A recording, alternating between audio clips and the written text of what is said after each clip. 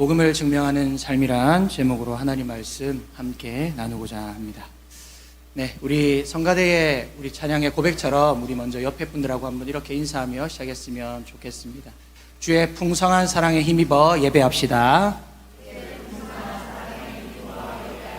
네, 또 한 번 이렇게 이렇게 고백했으면 좋겠습니다.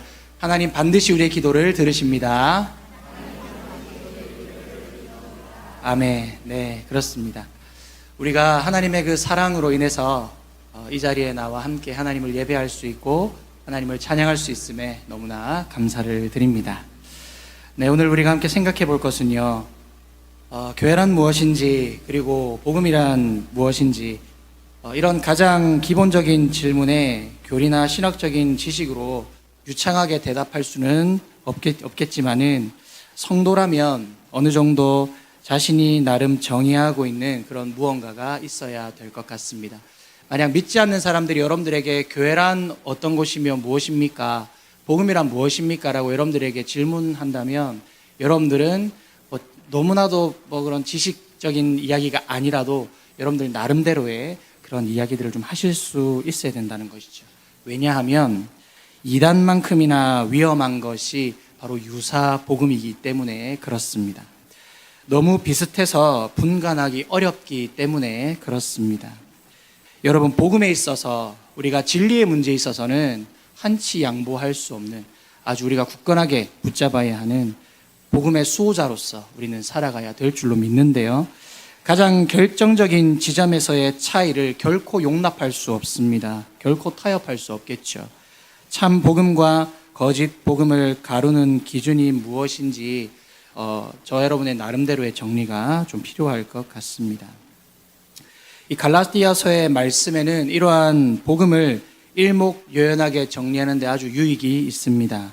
바울은 갈라디아서를 시작하는 인사말에서부터 그것을 철저하게 확인하면서 이야기를 꺼내고 있습니다.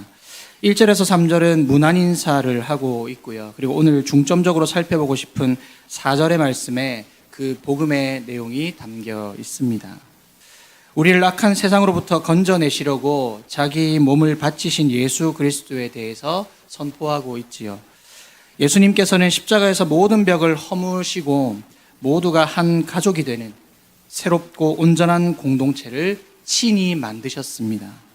자기 자신을 희생해야만 막혔던 그 모든 담이 허물어지고 그 벽을 허물어야만 공동체가 세워진다는 원리를 깨닫게 하시기 위해서 예수님께서는 십자가의 죽으심으로 그것을 친히 가르쳐 주셨죠. 그래서 예수님께서 친히 몸을 들여 산 제사로 드려지심으로 말미암아 우리는 그것을 배울 수 있게 되었습니다. 이러한 주님의 뜻을 깊이 헤아려 보라는 말과 같이 바울은 인사말에서부터 복음에 대한 내용을 깊은 의미를 담아 전달하려고 합니다. 더 나아가 복음은 예수님께서 은혜로 우리를 살리셨다는 소식이지요. 여기에는 무엇을 더하거나 뺄 필요가 없는, 그 무엇과도 바꿀 수 없는 값진 선물이 바로 우리에게 주신 복음의 내용입니다. 자, 그런데 문제는 당시에 거짓 교사들은 어떤 조건을 계속 내다는 거죠. 할례를 받아야 됩니다. 특별한 지식이 있어야 된다라고 그렇게 다른 복음을 전하는 이들이 있었다라는 것입니다. 이러한 다른 복음의 가르침은 복음의 참맛을 잃게 하는, 마치 재료 본연의 맛을 잃게 하는 화학 조미료를 첨가해서 자기 입맛대로 함부로 요리하는 그런 거짓 가르침을 갈라디아 교인들에게 이 거짓 교사들이 전파했다라는 것이죠. 이 부분이 바로 바울이 바로잡고자 했던 부분입니다. 사랑하는 성도 여러분, 무엇이든지 시작이 중요하다는 것 우리는 너무나도 잘 알고 있죠. 바울은 갈라디아 교회 성도들의 소식을 듣고 참담한 심정을 안고 편지를 시작하고 있습니다. 그런데 늘 겸손하던 바울이 이번에는 자신을 하나님이 친히 세우신 사도라는 것을 특히나 강조하면서 편지를 열고 있습니다. 문제가 생긴 교회에 편지를 보내는데 첫머리가 자신은 하나님께서 친히 세우신 사도라는 것을 자랑하며 시작한다는 것이 좀 뜬금없어 보입니다. 그러나 바울은 의도가 있었죠. 왜냐하면 이 갈라디아 교회와 그가 전한 복음을 지키기 위한 일이 바로 자신의 사도성을 증명하는 것이기 때문에 그랬습니다. 거짓 교사들이 예루살렘 사도들과 비교하면서 바울의 사도직과 복음을 깎아내렸기 때문이기도 합니다. 그러나 중요한 것은 앞서 여러분에게 질문드렸던 것처럼 복음이란 무엇이고 교회란 무엇인가 라는 이 질문에 우리는 나름의 정리가 되어 있어야 된다고 말씀드렸죠. 적어도 교회라는 것은 그리스도를 중심으로 통일성과 거룩성과 보편성과 이 사도성을 지향하는 교회가 교회다운 교회, 즉 진리를 추구하고 선을 실천하는 아름답고 건강하고 복된 교회라는 것을 우리는 알아야 합니다. 모두 설명되기는 못하지만 들어보신 적 있으실 겁니다. 한번 따라했으면 좋겠습니다. 통일성, 거룩성, 보편성, 사도성. 네, 이것이 교회의 굉장히 중요한 요소들인데요. 특히 사도성은 이 사도의 가르침을 받아 이 교회가 세워졌고 교회 안에서는 그 가르침으로 그대로 가르쳐야 된다는 것이죠. 이러한 사도성이 중요한 이유는 사도들의 가르침이 곧 예수님의 온전한 가르침이기 때문에 그렇습니다. 그런데 만약 이 사도성이 무너진다면 온전한 가르침의 체계가 무너지게 되고 즉 다른 복음, 틀린 복음, 유사 복음이 판을 치게 되어서 교회가 어려움에 처하게 되는 수순을 밟게 된다라는 것입니다. 현재 갈라디아 교회 상황이 그러했습니다. 현대 교회들도 마찬가지입니다. 이러한 사도성이 무너지고 제대로 가르침받지 않는 교회들이 이단에 넘어가거나 와해되기 쉽다는 것을 우리는 잊지 말아야 합니다. 그렇기에 이러한 사도성이 중요하죠. 교회의 요소들을 기억하고 아름답고 건강한 교회를 우리가 함께 이루어 갈 수 있기를 간절히 소망해 봅니다. 다시 본문으로 돌아와서 그렇기 때문에 바울은 자신의 사도성을 먼저 입증하는 것이 교회를 지키는 일이고 자신을 변호하는 일이고 또 복음을 변질되지 않도록 지키는 일이었습니다. 사랑하는 성도 여러분, 바울이 이렇게 했던 것처럼 한 번 더 따라했으면 좋겠습니다. 나 자신을 증명하는 것이 복음을 증명하는 것이다. 네. 저와 여러분이 사도는 아닙니다. 이제 사도의 직분은 없습니다. 그렇지 않지만은 이 사도성을 가진 교회 안에서의 바른 가르침으로 성도가 되었습니다. 그리고 복음 전도자가 되었음을 믿고 우리는 감사하고 있지요. 그렇기 때문에 나 자신이 그리스도의 향기가 되고 그리스도의 편지가 되어서 내가 누구인지, 어디에 속해 있는지, 누구를 주인으로 삼고 있는지 그것이 우리의 정체성을 분명하게 해준다라는 말씀입니다. 그러므로 나 자신을 증명하는 것이 곧 복음을 증명하게 되고 이러한 삶으로 인해 주와 복음을 위한 의미 있는 삶으로 나아가게 된다라는 것이죠. 사랑하는 성도 여러분, 복음을 증명하며 살아가는 복된 삶이 되시기를 주님의 이름으로 축복합니다. 이 본문을 좀 더 구체적으로 살피며 그 내용을 좀 알기를 소망합니다. 이 갈라디아 교회에 보내는 편지의 발신자는 갈라디아의 복음을 전파하고 여러 교회들을 세웠던 사도 바울입니다. 수신자는 갈라디아 교회의 성도들이었죠. 이 편지의 내용과 사도행전의 정황을 함께 살펴보면 수신자들 대부분은 비유대인이었고 그들은 유대인 신자에 비해 상대적으로 구약과 복음에 대한 지식이 부족했다는 것을 알 수가 있습니다. 또한 바울이 갈라디아에 머물러 가르친 시간이 짧았던 탓도 있습니다. 이러한 이유가 거짓 교사들의 가르침에 현혹된 이유 중 하나입니다. 오늘 본문에서 주목할 것은 이 발신자, 즉 바울이 말했던 이 발신자에 대한 긴 설명이 특징인데 두 가지의 내용을 담고 있습니다. 1절에서부터 보시면 바울의 사도권 변호입니다. 사람들에게서 난 것도 아니고 사람으로 말미암은 것도 아니고 오직 예수 그리스도가 그를 죽은 자 가운데 살리신 하나님 아버지로 말미암아 사도된 바울은 자신이 사도가 되었는데 사람들이 세운 게 아니라 친히 하나님께서 세우신 사도라는 것을 지금 굉장히 강조하고 있죠. 바울은 자신의 사도직이 사람이 아니라 예수 그리스도와 하나님을 통해 주어졌다고 강력하게 주장하고 있습니다. 두 번째는 바울은 하나님을 예수를 죽은 자 가운데서 일으키신 분으로 설명하면서 이 구원의 핵심 내용을 제시하고 있습니다. 바울은 거짓 교사들에 의해 자신의 사도적 권위가 흔들리고 그가 전한 복음이 위태롭게 되었음을 인식하고 있습니다. 그러므로 편지 첫머리부터 사도로서의 정당한 권위를 증명하고 복음의 핵심인 예수의 십자가와 부활을 다시 확증하고 있는 것이죠. 편지의 본 내용을 미리 언급하면서 어떤 내용으로 편지가 전개될 것인지를 1절부터 잘 보여주고 있습니다. 자, 이 부분에서 4절의 내용, 여러분 오늘 본문 4절을 한 번 더 다 같이 읽었으면 좋겠습니다. 여러분 성경을 보시면서 시작. 그리스도께서 하나님 곧 우리 아버지의 뜻을 따라 이 악한 세대에서 우리를 건지시려고 우리 죄를 대속하기 위하여 자기 몸을 주셨으니. 아멘.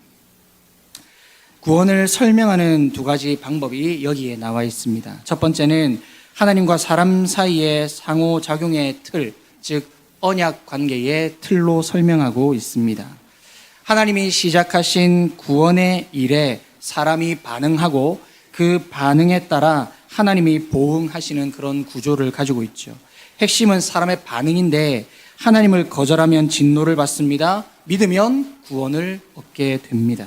이러한 틀이 바로 믿음으로 의롭다함을 얻는다라고 하는 이신칭의를 설명하는 방식이죠.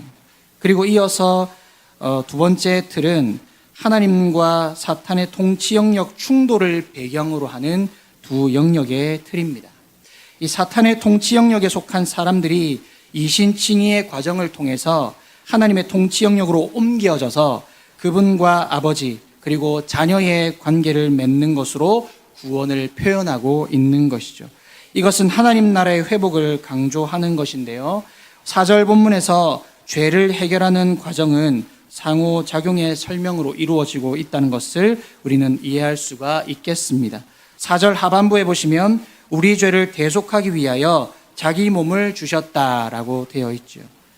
그리고 현재 악한 세대에서 건진다는 것은 두 영역으로 설명하고 있는데 하나님 나라 통치 영역과 사탄의 나라 반역의 통치 영역으로 지금 설명을 하고 있는 것이죠. 현재는 공존함에 있지만 그러나 결국에는 그 하나님의 나라, 그 아버지와 자녀의 관계로 인하여서 우리는 구원을 얻게 된다라는 것입니다. 그 내용이 4절의 상반부에 있지요. 그리스도께서 하나님 곧 우리 아버지의 뜻을 따라 이 악한 세대에서 우리를 건져내셨다라고 말씀하고 있습니다. 이러한 통치 영역에 대해서 좀 더 말씀을 드리자면 기본적으로 사람은 구원 이전에 사탄과 죄와 죽음이 지배하는 영역에 속해 있었는데 하나님께서 계획에 따라 예수 그리스도를 어둠의 세상에 보내심으로 구원 과정을 시작하셨다라고 하는 것이죠. 그 내용이 갈라디아서 4장 4절에 잘 나와 있습니다. 여러분 띄워주시면 함께 읽어보도록 하겠습니다. 시작. 때가 차매 하나님이 그 아들을 보내사 여자에게서 나게 하시고 율법 아래에 나게 하신 것은. 아멘. 네, 하나님의 때가 찼습니다. 그랬기 때문에 예수님께서 이 땅에 사람의 몸을 입고 우리 가운데 오셨다라는 사실이죠. 십자가와 부활을 통해서 어둠에서 빛으로 가는 길을 열어 주셨습니다.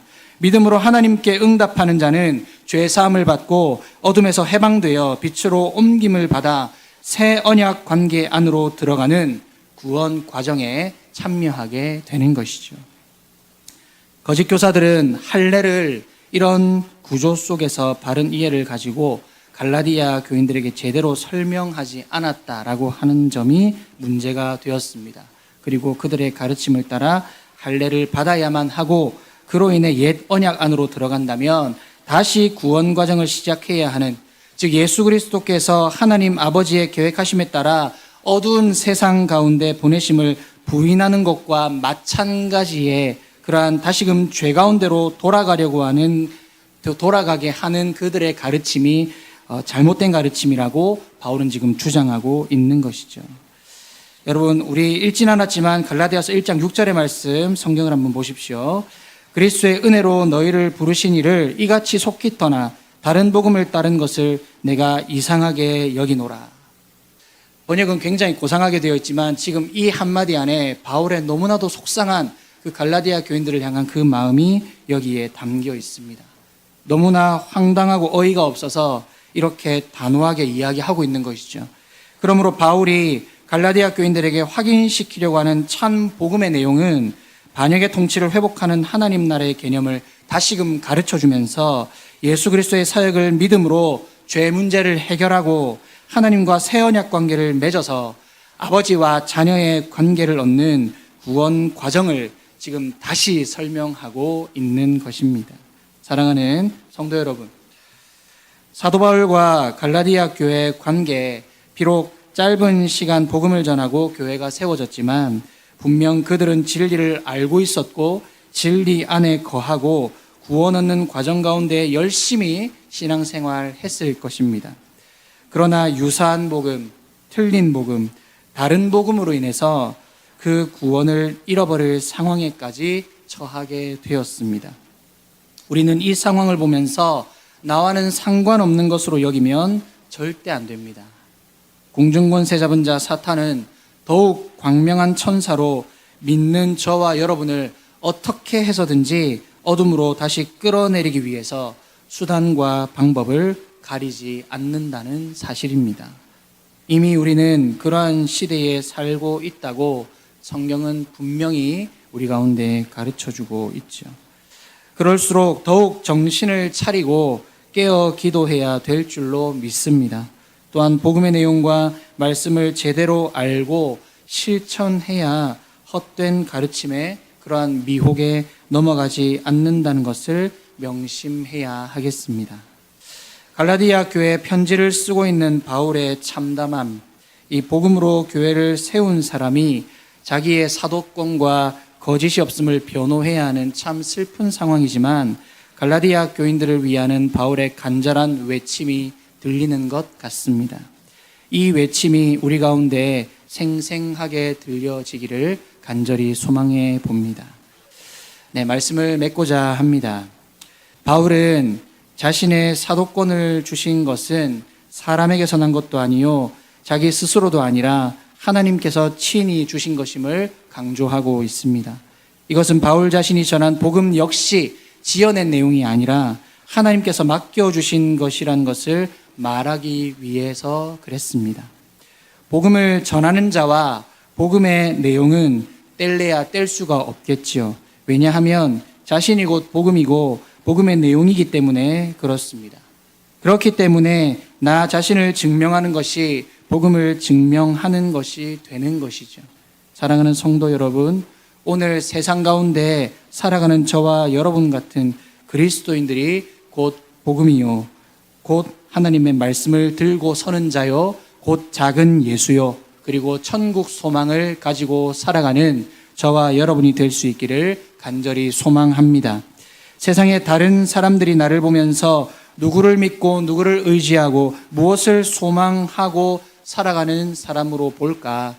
다른 사람들이 여러분들을 볼 때 어떤 소망을 가지고 무엇을 믿고 무엇을 바라며 무엇을 의지하는 사람으로 여러분들을 볼까? 한번 나 자신을 돌아보면 좋겠습니다. 다른 사람의 눈치를 보라는 것이 아닙니다. 분명한 정체성을 가지고 살아가자는 것이죠. 그러므로 나 자신을 증명하는 것이 복음을 증명하는 삶임을 기억하면서 내가 그리스도의 향기가 되고 편지가 되어서 구원의 과정을 성실하게 실천하며 나뿐 아니라 다른 이들도 살리는 귀하고 복된 삶을 살아가시는 우리 모든 성도님들 다 되시기를 주님의 이름으로 축복합니다. 기도하겠습니다. 하나님 아버지, 하나님의 크신 은혜와 사랑을 감사합니다. 죄와 사망으로 죽을 수밖에 없었던 우리들을 살려주시고 예수 그리스도의 십자가 보혈로 우리를 깨끗게 하사 정결하게 하심을 감사합니다. 하나님, 그 복음의 내용을 알게 하여 주옵소서. 우리가 우리 자신의 삶이 복음을 증명하는 삶으로 나아갈 수 있도록 하나님 도와주시옵고, 오직 하나님께서 주신 그 사명을 넉넉히 감당할 수 있도록 우리 모든 성도들 가운데 힘과 능력을 더하여 주시옵소서. 하나님께서 우리 가운데 함께 하실 줄 믿사옵고 살아계신 예수님의 이름으로 간절히 기도드리옵나이다. 아멘.